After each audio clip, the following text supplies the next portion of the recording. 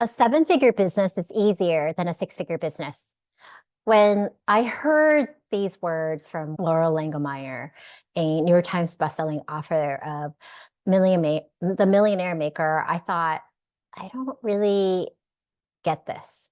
She actually said something about how a six-figure business is a painful business. At the time, I hadn't made six figures yet, and I thought, I'm not greedy. I just want to be able to make a good living. And then when I got to six figures, I knew what she meant. I finally realized what she meant. And six figures can feel like a painful business because of wearing so many different hats. Can you relate to this? Where you feel like you love helping people, but then when you're not there, patients aren't being helped and money isn't coming in at that point in time too. So how can you keep the business growing and running when you're not in the office? You would love to have a system or things in place to constantly generate income without you having to constantly be at the office. You'd love to spend more time with your children or just do things that you enjoy doing outside of work while still having money coming in. You would love to have increased patient flow and good staff taking care of your patients who are reliable and that you could trust even when you aren't there. You would love to grow without having to work long hours or having to have increased expenses. But right now, you're kind of firefighting things. Like you are putting out fire. Right now, you're finding yourself just getting through the day-to-day because you are becoming more burnt out, doing a lot of things yourself and being really tapped out, it feels like. You don't have enough left at the end of the day for you to even think about things too. Or you could see yourself getting to that point where if you go down this path that you are right now, then you can get more burnt out. You might be in a place where either you're growing too fast and you don't have the systems to support that kind of growth, or you are growing slower than you really could be because you may not have the right business model in place for this stage of growth. You may not have the right people around you to really support that next level growth. You may not have a flow and systems that are efficient in your practice, whether it has to do with marketing or attracting the patients, whether it has to do with how you're taking good care of your patients. And there's a dip in income when you're not there. If you are starting to stay late to fit patients in, but you're procrastinating hiring, then it might be time to pull the trigger if you're at that stage of your practice. Or if you notice you're working long hours, but you had tried to hire and it didn't work out before, but you're gun shy.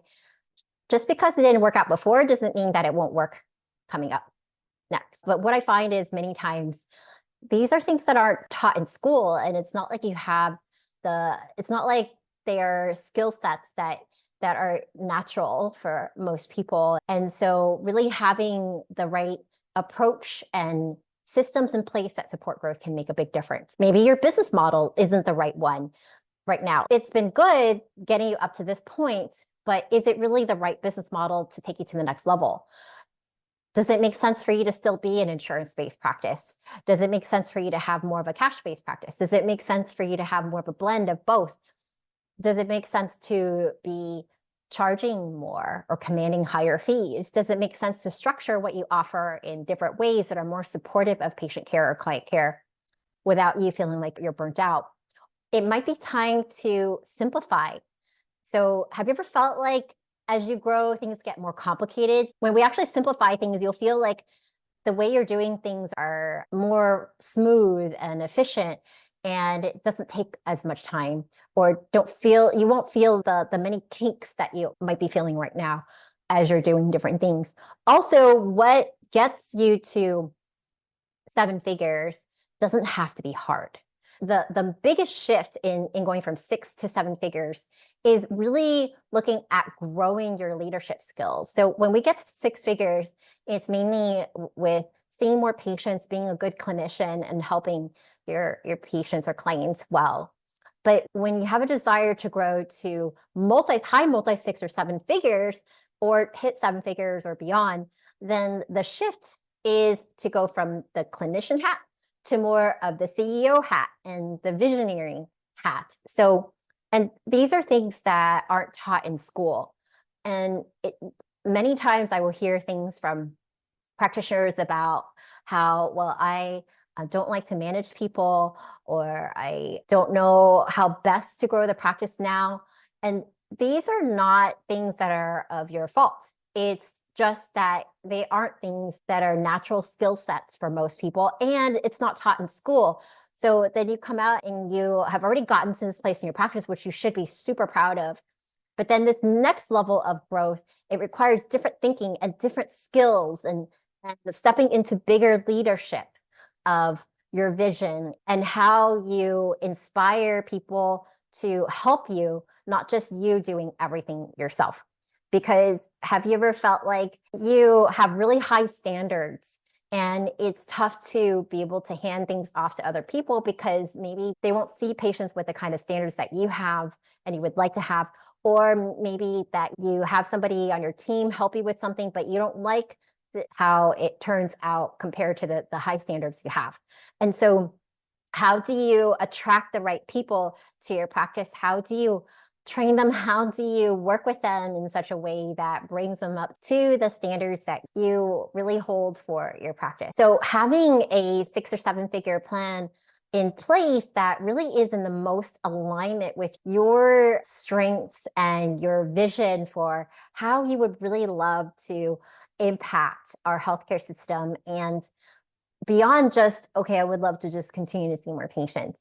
That can also really be a game changer because it ends up being something that will inspire you and pull you forward. Have you ever noticed that some days that you might have a bad day and you end up saying things to yourself like, I don't know if I want to do this anymore. And some days even you feel like something's got to give, something's got to change, right? And so those are just signs to us that something greater is there for us on the other side. It's just, you don't know what you don't know, and it could be time to get help.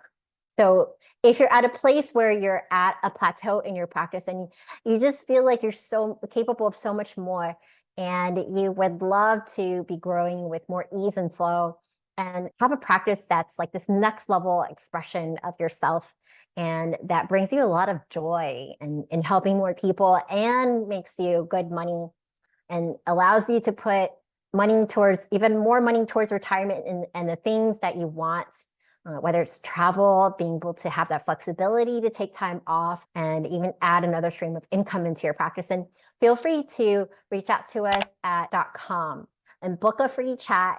And we're more than happy to see how we can help you with growing your practice faster and to waking up the planet and helping more and more people who need you. And you're also welcome to DM me or comment and reach out to me that way.